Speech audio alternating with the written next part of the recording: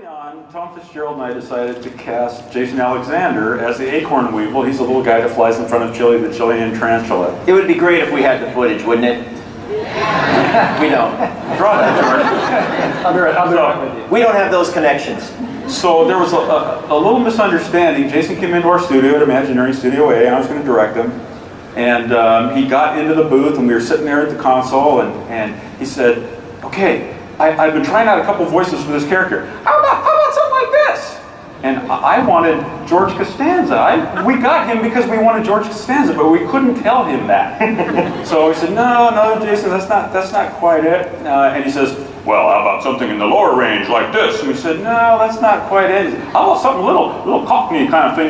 No, that's not quite it. And he went through like 12 more voices, and finally he got mad. He says, Kev, what is it? Exactly what is it that you want? And I said, that! And he said, George Costanza. So while we're on It's Tough to Be a Bug, sometimes the funniest things never appear on the screen.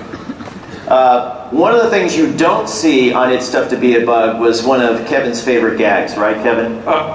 This is the story of, for those of you old enough to remember, there was a show on TV hosted by Jim Lang, The Dating Game. And there was a segment in It's Tough to Be a Bug called The Mating Game. And instead of the fake flowers on the set, there were real flowers on the set. And I was, right in the middle of pitching this idea to Michael Eisner. There was a couple of funny things to Michael Eisner, and I got to the point with the mating game sequence, and Bachelorette number 1 likes to hang around in old wood piles, the Black Widow spider. Bachelorette number 2, and it was a praying mantis, all these horrible bugs that do horrible things to you. And Flick said, our bachelor lives in Ant Island, and so there's a big introduction, and Flick the ant. And so Flick has his first question, and he says, so, Bachelorette number 1, we've had our first romantic interlude, what next? And she says, I bite your head off and suck your guts out. And Michael said, no, wait, no. No, we can't do that. And I said, why not, Michael? And he said, because an ant would not date a spider.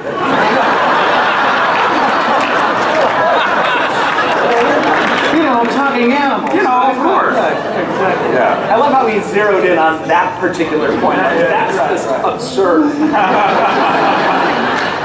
I'm amazing I didn't get that note during making Oliver and Company. A dog can't talk to a cat.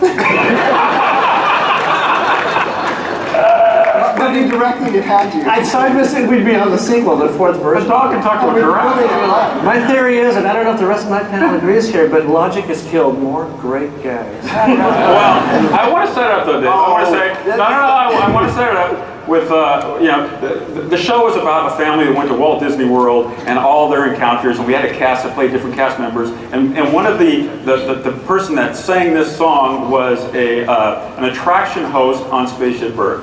And so, and with all due respect to my dear friend Richard Sherman, it is a song called Super Conscientious Friendly Disney World Employees. And what see if I remember it. So the verse goes, I work up at that silver golf ball they call Spaceship Earth. One day a lady waiting there decided to give birth, and everyone around they were all so relieved because they'd all been waiting there since it was first conceived. Oh, Super Conscientious.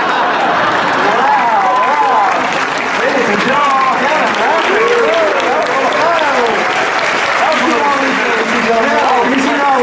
One more funny moment about that show is we also had our live cast perform audio animatronic characters, and so Pirates of the Caribbean, we had pirates and we had a boat go by and they were singing yo ho, yo ho. Okay, they're gone. How about this one? Hey there, Georgie girl. The show didn't last long, but boy. Yeah, it's right here on page 7. Yeah.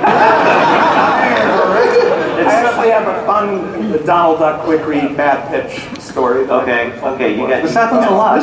You're deviating from the script, by the way. I am deviating from the script in classic Jungle Cruise fashion. How many of you have been to Saratoga Springs Resort in Florida? Have you seen the Donald Duck with the water jug off? That's not the way that gag was originally supposed to go.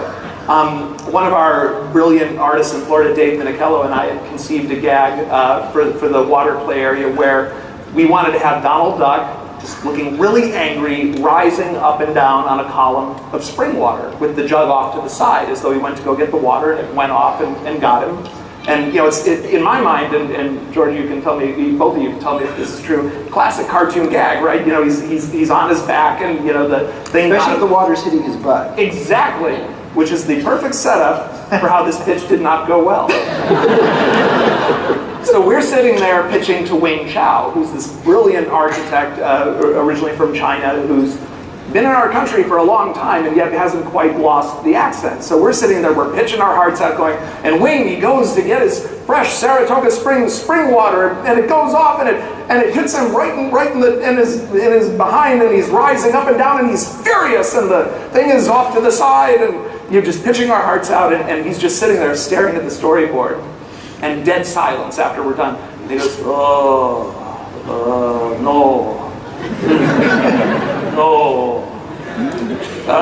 No pole about character, but. The room is dead silent because it's filled with executives and they're just happy to let us hang. And he didn't say but, by the way. No pole of character, but. And then I look at Dave, I go, well, that's why he's upset.